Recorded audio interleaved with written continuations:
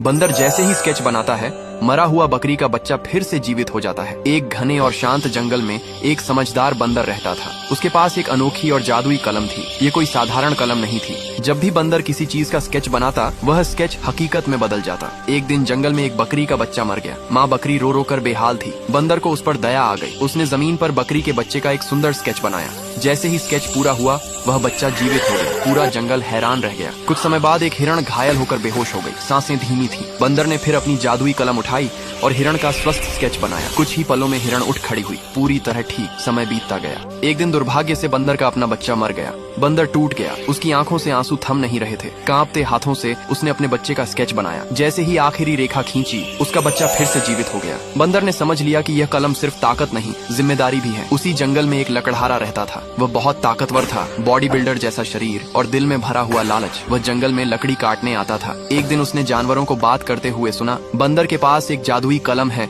जो स्केच को सच बना देती है। ये सुनते ही लकड़हारे की आंखों में चमक आ गई। रात होते ही जब बंदर सो रहा था, लकड़हारा चुपके से वह जादुई कलम चुरा ले गया। लकड़हारा सोचने लगा, अब मैं अमीर बनूंगा, मैं सोने का स्केच बनाऊंगा। वह समुद्र के किनारे गया। उसने समुद्र के बीच एक द्वीप का स्केच बनाया। फिर उसने उस द्वीप पर सोने के ढेर का स्केच बनाया। पल भर में चारों तरफ सोना ही सोना हो गया। लकड़हारा खुशी से पागल हो गया। उसने सोचा, अगर मैं सोने की नाव बनाऊं तो उसे बेचकर मैं दुनिया का सबसे अमीर आदमी बन जाऊंगा। उसने सोने की नाव का स्केच बनाया और नाव सच में बन गई। वह नाव लेकर समुद्र में उतर गया। लेकिन जैसे ही नाव गहरे पानी में पहुंची, सोने की भारी नाव डूबने लगी। लकड़हारा चिल्लाता रहा, मदद मांगता रहा, लेकिन लालच ने उसकी जान ले ली। वह समुद्र में डूब गया। अगली सुबह समुद्र की लहरों के साथ जादुई कलम वापस जंगल के किनारे आ लगी। बंदर ने उसे देखा, उठाया और गहरी सांस ली। सीख ताकत या जादू से नहीं, बल्कि बुद्धि और नीयत से इंसान बड़ा बनता है। लालच हमेशा विनाश की ओर ले जाता है और जो शक्ति दूसरों की भलाई के लिए हो, वही सच्ची शक्ति होती है।